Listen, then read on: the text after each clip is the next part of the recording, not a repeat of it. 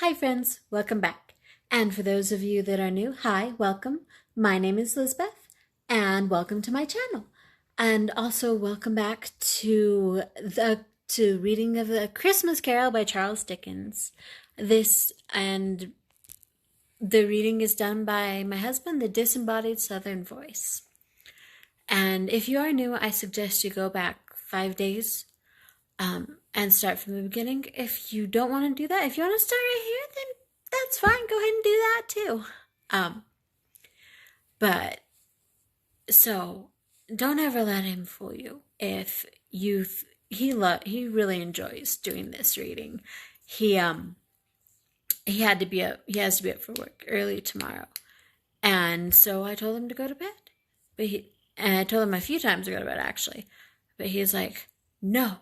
He's like, it's my job. I gotta do it. I was like, I'll do it today. And admittedly, I wouldn't have done as good a job, but I was willing to do it. And he's like, no, it's my job. So don't ever let him tell you he doesn't like it, because he does. But anyway, and let's talk about this look. So I was actually super excited about this look today. My Christmas polka dots. I was kind of trying to do a cut crease. I'm not great at doing cut creases, but actually I don't hate how this turned out. I feel like it turned out pretty good. And I like how the rest of the look turned out as well. I'm pretty pleased with this look. I feel like it does make my eyes maybe look a little heavy, but I don't know. I think it's fun. And that's what counts, right? And I said I was going to do something more Christmassy, and ta-da! When my hubby walked in, he was like, and he was like, nope, nope, nope. And I'm like, what? What's wrong? Don't you like it? It's like, I gave you 1 day, but we all know that's not going to fly. It's December. It's Christmas season. You gotta have more than 1 day of Christmas makeup, right? Right.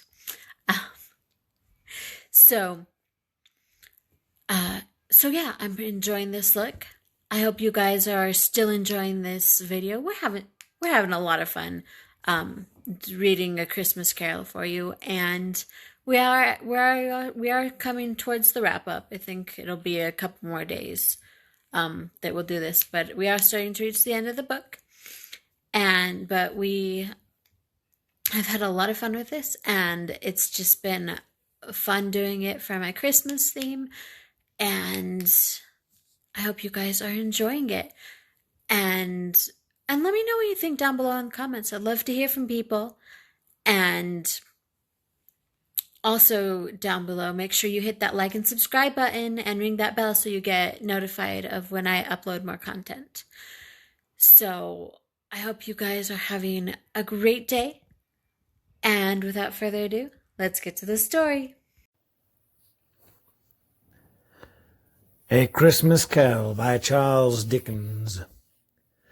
And now, without a word of warning from the ghost, they stood upon a bleak and desert moor, where monstrous masses of rude stone were cast about, as though it were the burial place of giants, and water spread itself wheresoever it listed, or one would have done so but for the frost that held it prisoner, and nothing grew but moss and furze and coarse rank grass.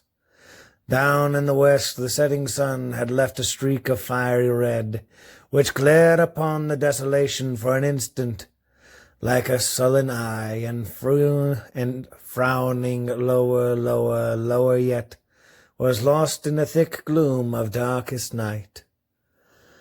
"What place is this?" asked Scrooge.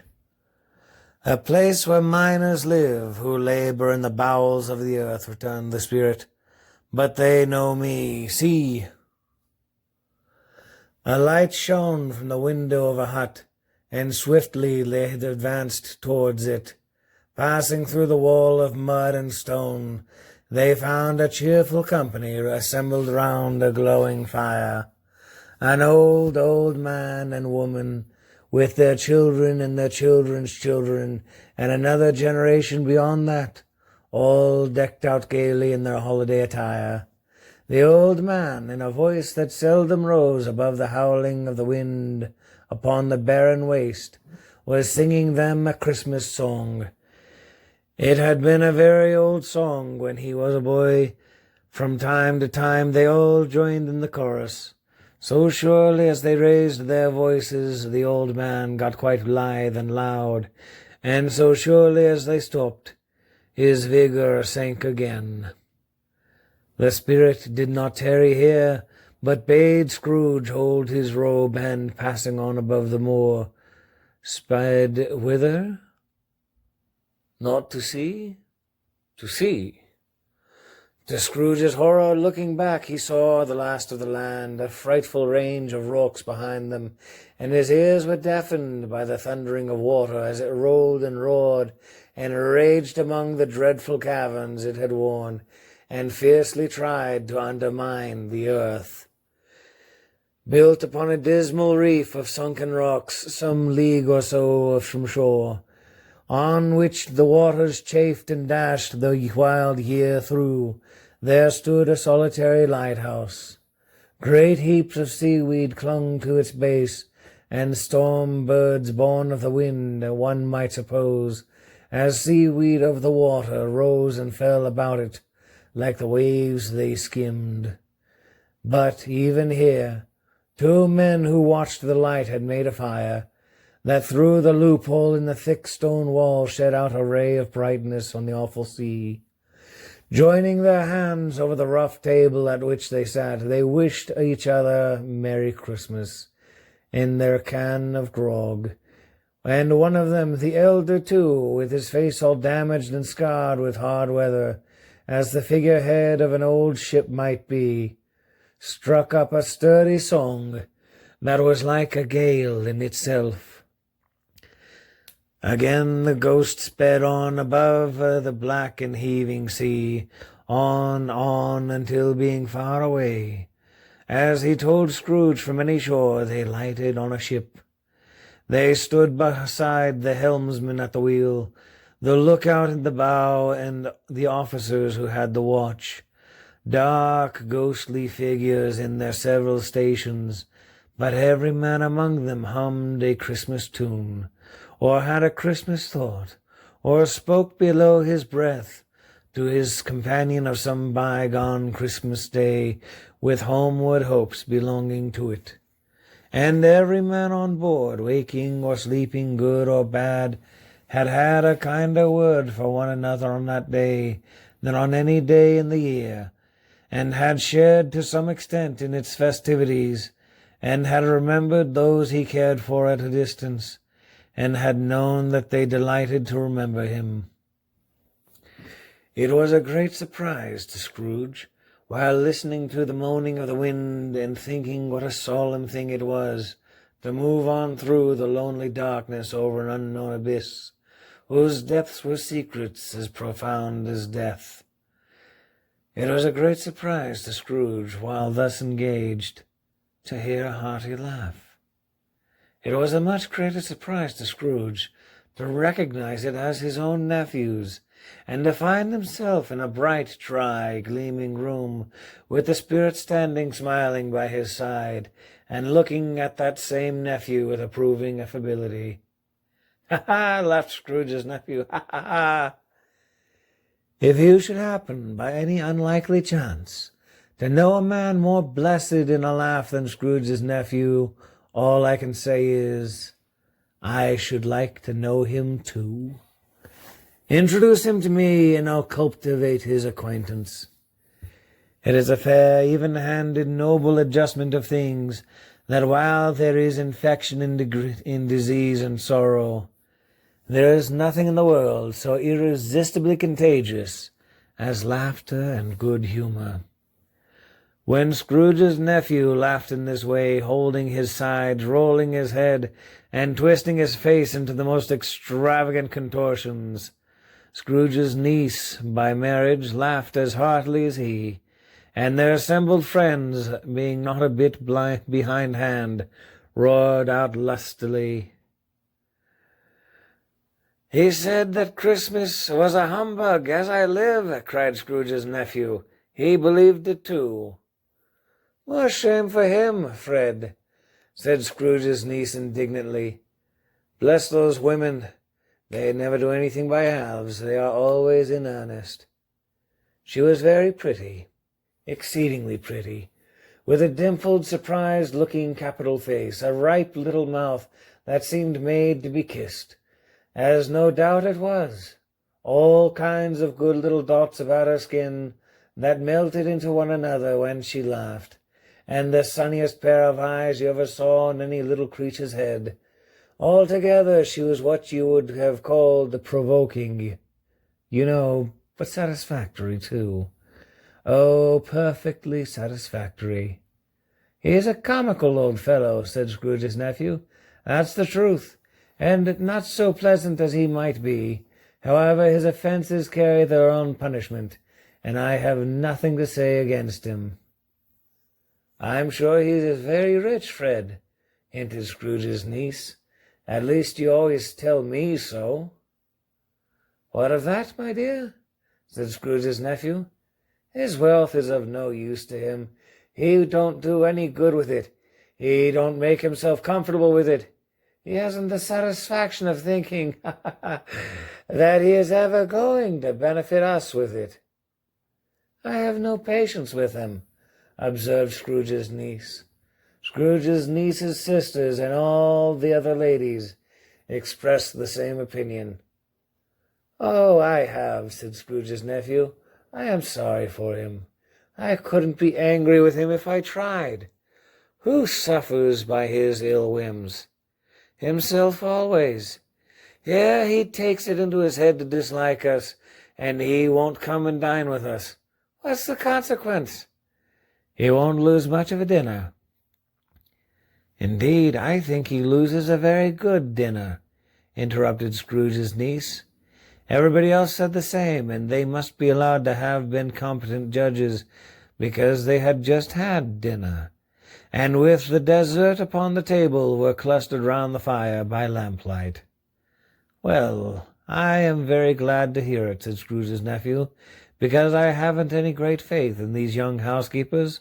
What do you say, Topper?" Topper had clearly got his eye upon one of Scrooge's niece's sisters, for he answered that a bachelor was a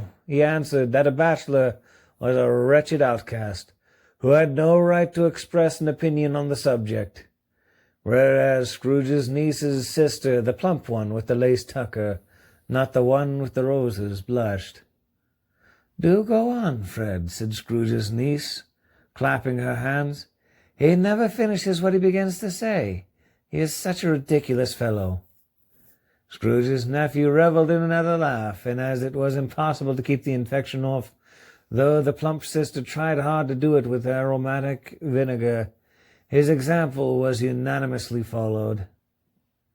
"I was only going to say," said Scrooge's nephew, "that the consequences of his taking a dislike to us and not making merry with us is, as I think, that he loses some pleasant moments, which could do him no harm.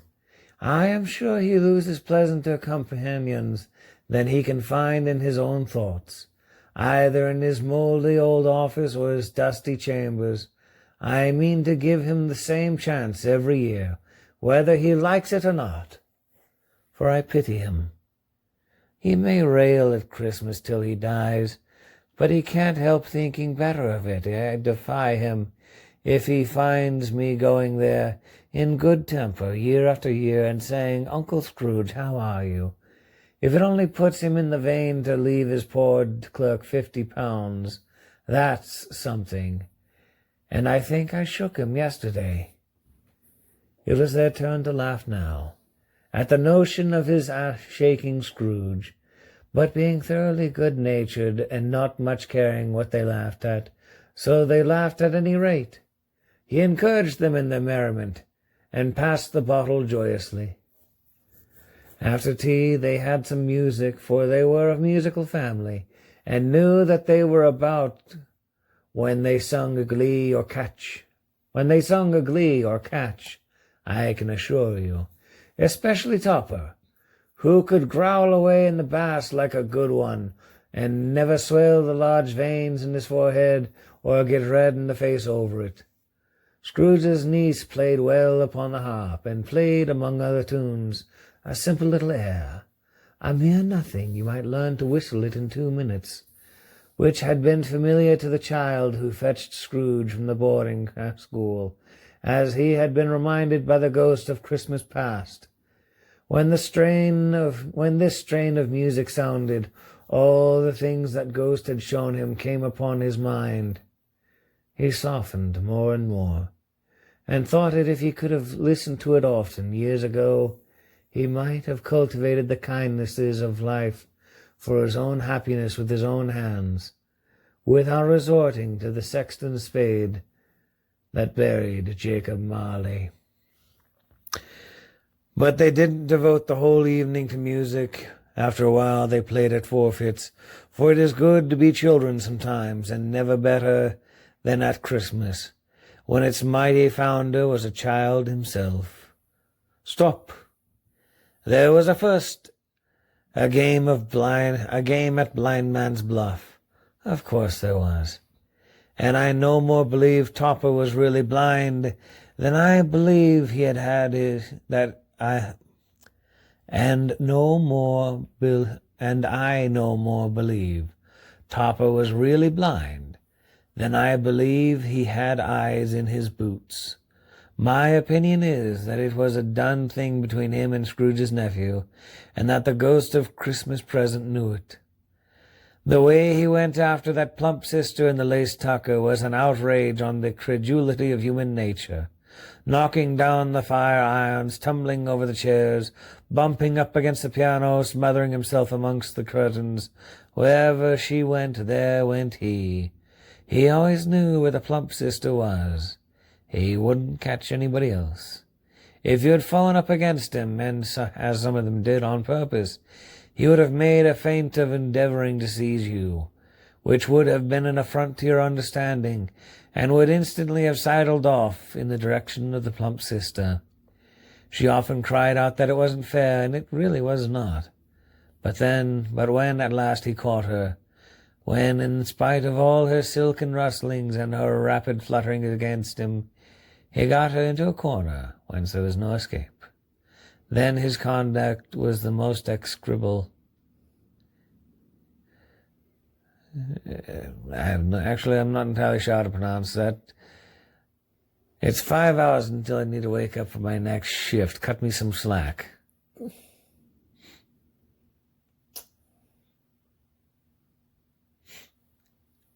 I told you I'd do it. And I am here reading it anyway. It's my job. For his pretending not to know her, his pretending that it was necessary to touch her headdress, and further to assure himself of her identity by pressing a certain ring upon her finger and a certain chain about her neck, was vile, monstrous. No doubt she told him her opinion of it when, another blind man being in office, they were so very confidential together behind the curtains. Scrooge's niece was not one of the Blind Man's Bluff party, but was made comfortable with a large chair and a footstool, in a snug corner where the ghost and Scrooge were close behind her. But she joined in the forfeits, and loved her love to admiration with all the letters of the alphabet. Likewise at the game of how, when, and where, she was very great, and to the secret joy of Scrooge's nephew, beat her sisters hollow, though they were sharp girls too, as Topper would have told you. There might have been 20 people there, young and old, but they all played, and so did Scrooge, for wholly forgetting, in the interest he had in what was going on, that his voice made no sound in their ears. He sometimes came out with his guest quite loud, and very often guessed right, too, for the sharpest needle, the best Whitechapel, warranted not to cut in the eye, was not sharper than Scrooge, blunt as he took it in his head to be. The ghost was greatly pleased to find him in this mood, and looked upon him with such favor that he begged like a boy to be allowed to stay until the guests departed. But this, the spirit said, could not be done. "Here's a new game," said Scrooge. "1 half-hour, spirit, only one." It was a game called Yes and No, where Scrooge's nephew had to think of something, and the rest must find out what. He only answering to their questions yes or no, as the case was. The brisk fire of questioning to which he was exposed elicited from him that he was thinking of an animal, a live animal, a rather disagreeable animal, a savage animal, an animal that growled and grunted sometimes and talked sometimes and lived in London and walked about the streets and wasn't made a show of and wasn't led by anybody and didn't live in a menagerie and was never killed in a market and was not a horse nor an ass nor a cow or a bull or a tiger or a dog or a pig or a cat or a bear. At every fresh question that was put to him, this nephew burst into a fresh roar of laughter, and was so inexpressibly tickled that he was obliged to get up off of the sofa and stamp. At last the plump sister, falling in a similar state, cried out, "I have found it out. I know what it is, Fred. I know what it is." "What is it?" cried Fred. "It's your Uncle Scrooge." Which it certainly was. Admiration was the universal sentiment, though some objected that the reply to "Is it a bear?" ought to have been yes, inasmuch as an answer in the negative was sufficient to have diverted their thoughts from Mr. Scrooge, supposing they had ever had any tendency that way. "He has given us plenty of merriment, I am sure," said Fred, "and it would be ungrateful not to drink to his health. Here's a glass of mulled wine ready to our hand at the moment, and I say, Uncle Scrooge." "Well, Uncle Scrooge," they cried, "a Merry Christmas and a Happy New Year to the old man, wherever he is," said Scrooge's nephew. "He wouldn't take it from me, but may he have it nevertheless. Uncle Scrooge." Uncle Scrooge had imperceptibly become so gay and light of heart that he would have pledged the unconscious company in return and thanked them in an inaudible speech, if the ghost had given him time. But the whole scene passed off in the breath of a last word spoken by his nephew, and he and the spirit were again upon their travels. Much they saw, and far they went, and many homes they visited, but always with a happy end. The spirit stood beside sick beds, and they were cheerful. On foreign lands, and they were close at home, they by struggling men, and they were patient in their greater hope by poverty, and it was rich. In almshouse, hospital, and gaol, and in misery every refuge.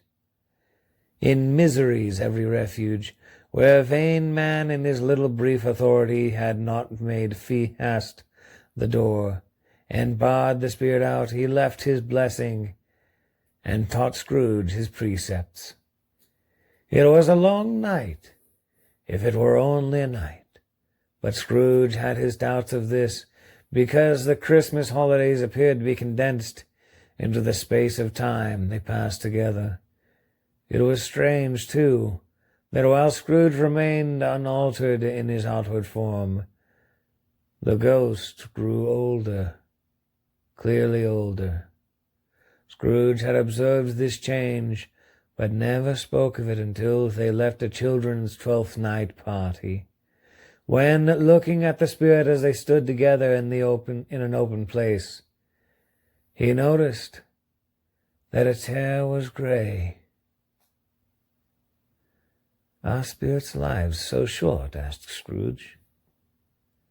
"My life upon this globe is very brief," replied the ghost. "It ends tonight." "Tonight!" cried Scrooge. "Tonight at midnight! Hark, the time is drawing near." The chimes were ringing the 11:15 at that moment. "Forgive me if I am not justified in what I ask," said Scrooge. looking intently at the spirit's robe. "But I see something strange, and not belonging to yourself, protruding from your skirts. Is that a foot or a claw?" "It might be a claw, for all the flesh there is upon it," was the spirit's sorrowful reply. "Look here." From the foldings of its robe it brought forth 2 children, wretched, abject, frightful, hideous, miserable. They knelt down at its feet and clung upon the outside of its garment. "Oh, man, look here! Look down here!" exclaimed the ghost. They were a boy and a girl. Yellow, meager, ragged, scowling wolfish, but prostrate too in their humility. Where graceful youth should have filled their features out and touched them with its freshest tints, a stale and shriveled hand like that of age had pinched and twisted them and pulled them into shreds. Where angels might have sat enthroned, devils lurked and glared out menacing. No change, no degradation, no preservation of humanity in any grade. Through all the mysteries of wonderful creation has monsters half so horrible and dread. Scrooge stared back, appalled. Having them shown to him in this way, he tried to say they were fine children, but the words choked themselves, rather than be parties of a lie of such enormous magnitude. "Spirit, are they yours?" Scrooge could say no more. "They are man's," said the spirit, looking down upon them, "and they cling to me, appealing from their fathers. The boy is ignorance, the girl is want. Beware of them both and all of their degree, but most of all beware this boy, for on his brow I see that written which is doom, unless the writing be erased." "Deny it," cried the spirit, stretching out its hand towards the city. "Slander those who tell it ye. Admit it for your factious purposes, and make it worse, and bide the end." "Have they no refuge or resource?" cried Scrooge. "Are there no prisons?" said the spirit, turning on him for the last time with his own words. "Are there no workhouses?" The bell struck 12. Scrooge looked about him for the ghost, and saw it not. As the last stroke ceased to vibrate, he remembered the prediction of old Jacob Marley, and lifting up his eyes, beheld a solemn phantom, draped and hooded, coming like a mist along the ground towards him. And that is the end of stave 3. Okay. Hey, look at that. We actually finished another stave tonight and didn't end at a weird part. That's pretty exciting. And don't let him fool you. I told him to go to bed earlier. Well, I Multiple guess I'm listening times. to you now. Good night. Good night. Good night. Good night, I say. Good night. Good night, I say. I also say you're gorgeous and they're a blessing to have in my life. Oh, thank But you didn't hear that from me. So are you. I am indeed a blessing to have in my life. Are you gorgeous if I too? were not in my life, I might not even be alive. This is true, and what a tragedy that would be. Well, I sure hope I'm alive. Otherwise, it raises quite a few questions on your part. Here, come here, let me poke you. I'm going to bed. All right, good night. So that is the Disembodied Southern Voice out lady for the night, ladies and gentlemen.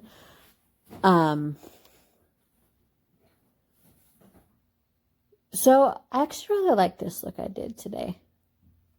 Huh.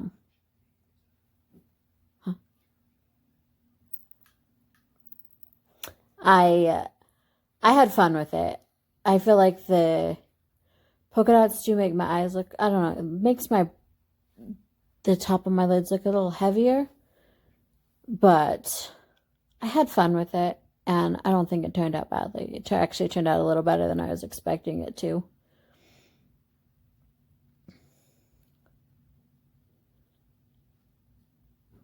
So yeah, I really enjoyed this look. And sorry, I just have a few more minutes.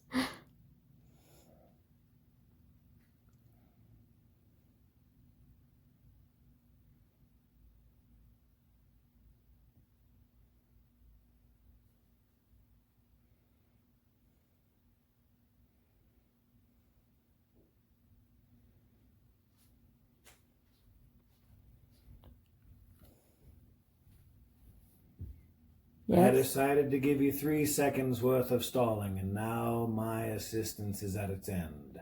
Oh, thank you so much. Really, it was more like 5, and now 7 or even 10 okay, seconds. Go to bed. You're very welcome. Yes, thank you. I love you. Night. I love you as well.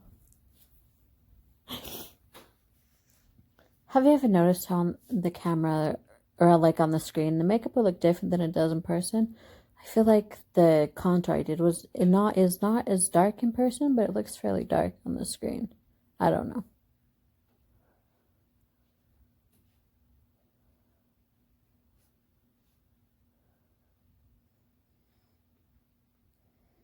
Speaking of contour, I don't know why, but it's probably one of my favorite parts of makeup. I think it makes the face look awesome. I might have said that before. I don't remember. If I did, I'm sorry. I'm repeating myself.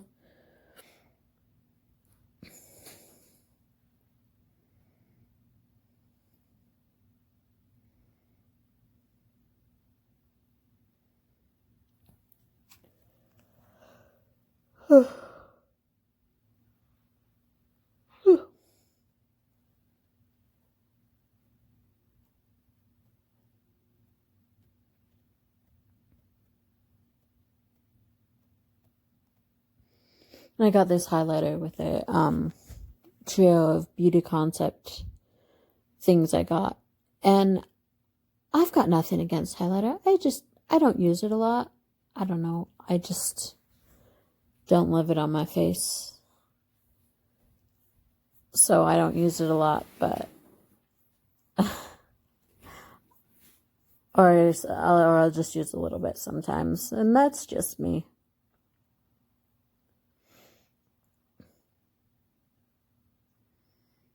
Why are you not in bed? I just sure. Huh?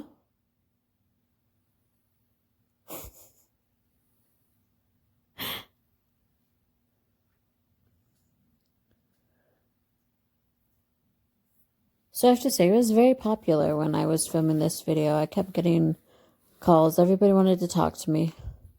I felt very special.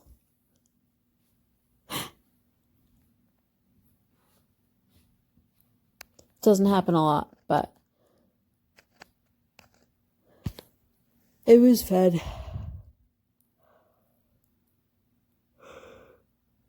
Sorry, I'm a little tired too, apparently.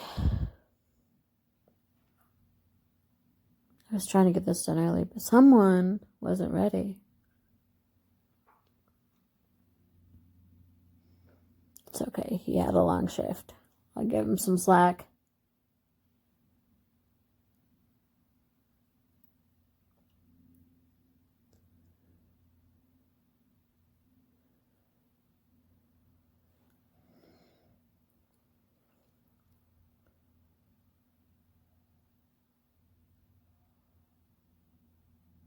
And I'm almost done. Or I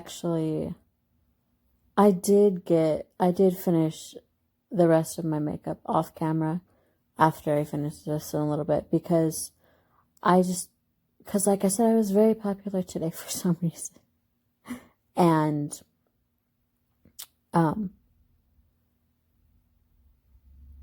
was I going to say? Sorry. I was very popular today, and so I did finish my makeup off camera because it was easier. I mean, I'm almost done here. And finally, I just decided to finish off camera. It would make my life easier.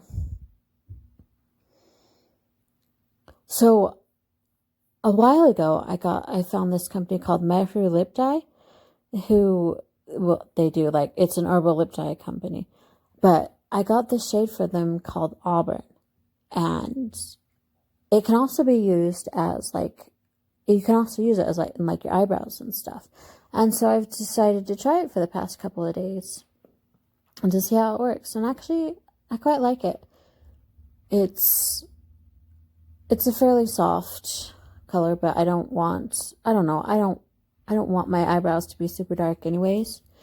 And I feel like it's really hard to find an auburn pencil. Does anybody else feel like that? Like, I have the one from NYX that I love, but I feel like a lot of companies don't make auburn colored pencils. Maybe that's just me though. I'll have to do a little more research in it, but because I've looked and I haven't found a whole lot. But maybe I'm looking in the wrong places. I don't know.